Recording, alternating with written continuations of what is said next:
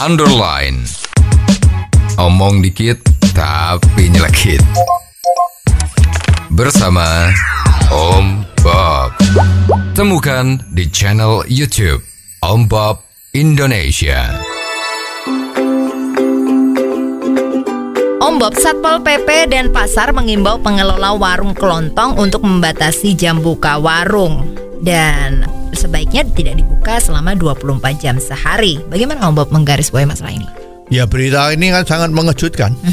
Ya, kalau nggak salah itu mulainya dari Madura kan. Betul. Itu kan toko-toko kelontong di sana itu terkenal yang namanya toko kelontong Madura. Ya, karena yang buka itu orang Madura. Dan toko yang sama itu ada di Surabaya juga.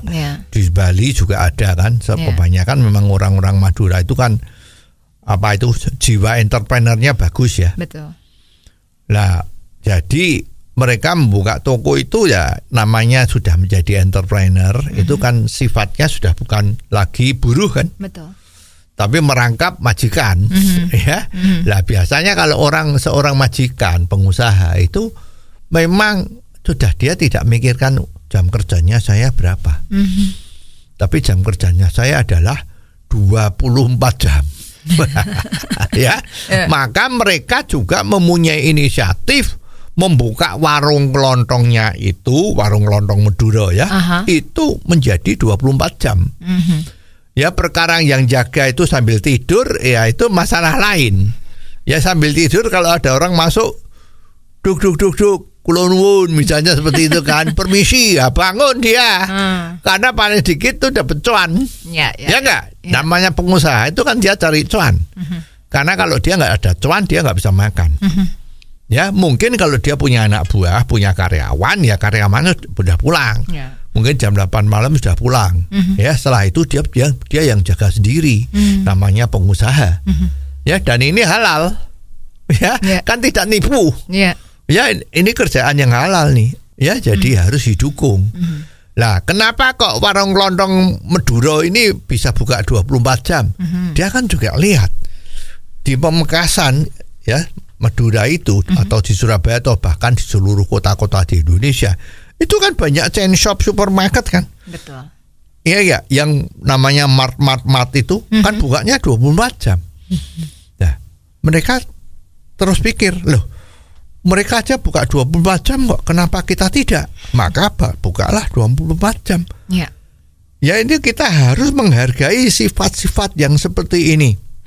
Ini malah aneh nih, Satpol PP dan Pasar yang di Pulau Bali. Pulau Bali itu kan termasuk pulau dewata ya istilahnya. Pulau pariwisata yang paling ramai di Indonesia. Itu turisnya itu datang itu nggak berhenti-berhenti. Pesawat tuh jam 2 pagi, jam 3 pagi, jam 11 malam itu banyak pesawat yang turun. Ya kan, memang Denpasar itu termasuk yang tidak pernah mati. Jadi 24 jam itu bergerak terus. Masa ini Satpol dan Pasarnya menghimbau ya, atau melarang atau menghimbau lah. Itu biasanya kalau sudah menghimbau itu kan mesti ada embel-embelnya itu ya. Ya, lah itu kan terus dikatakan harus tidak boleh 24 jam. Ada apa? Apa dia sudah mendapat pengaruh dari supermarket modern? Ya, kita merasa tersaingi. Ya, karena supermarket modern harus jadi pegawai kan. Betul. Yang jaga malam kan pegawai. Tapi kalau 24 jamnya warung Madura ini kan pemiliknya sendiri. Enggak usah gajian kan.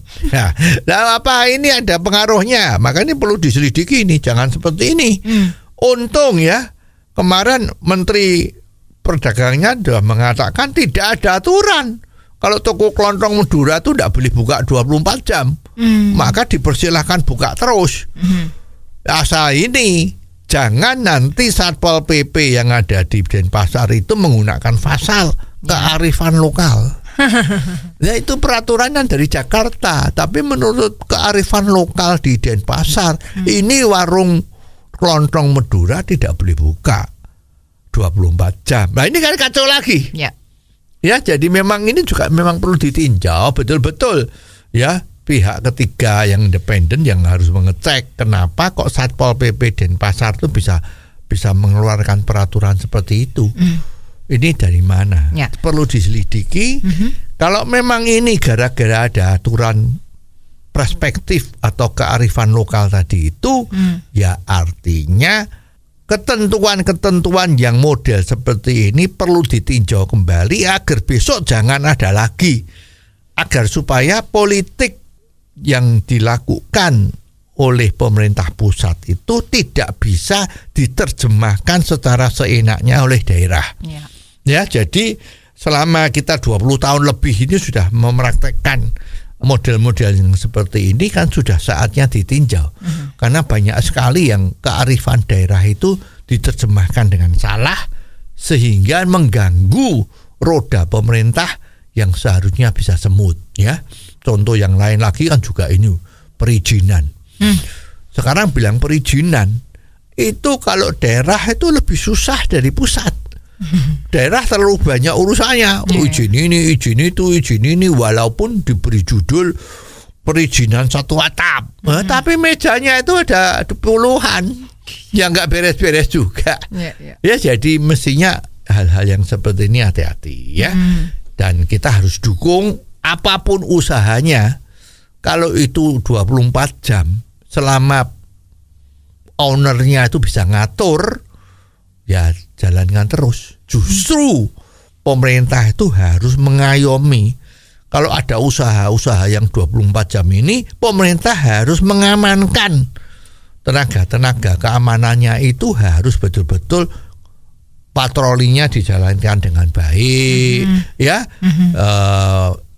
Dulu sering loh kita kelihatan, ya, ada polisi kalau keliling malam-malam itu pakai sepeda, ya, berdua, ya. Petugas itu kalau patroli harus berdua, nggak boleh sendirian, ya, itu berdua naik sepeda. Sekarang sepertinya nggak pernah kelihatan, ya, semua kalau keliling naik mobil, naik sepeda motor. Lah kalau keliling itu jalannya cepetnya kayak gitu, war kecepatannya 60-50 km itu bisa lihat apa? Yang betul kan betul naik sepeda. Santu sehat. Nomor 2, dia jalannya pelan. Sambil lihat kanan, lihat kiri, lihat atas, lihat bawah. Itu betul-betul masyarakat merasa diayomi. Ya, jadi mestinya patroli sepeda itu harus dilakukan kembali, ya, jadi agar masyarakat lebih aman dan usaha 24 jam itu juga berkembang dan aman, ya, tidak ada lagi ATM yang dijebol kan. Jadi karena kepatrolinya ada. Oh, jadi begitu ya Om Bob. Jelas deh sekarang. Terima kasih Om Bob untuk waktunya. Sampai ketemu lagi di waktu yang akan datang. Underline. Omong dikit tapi nyelekit. Bersama Om Bob. Jika Anda suka dengan channel ini, jangan lupa subscribe, like, dan komen.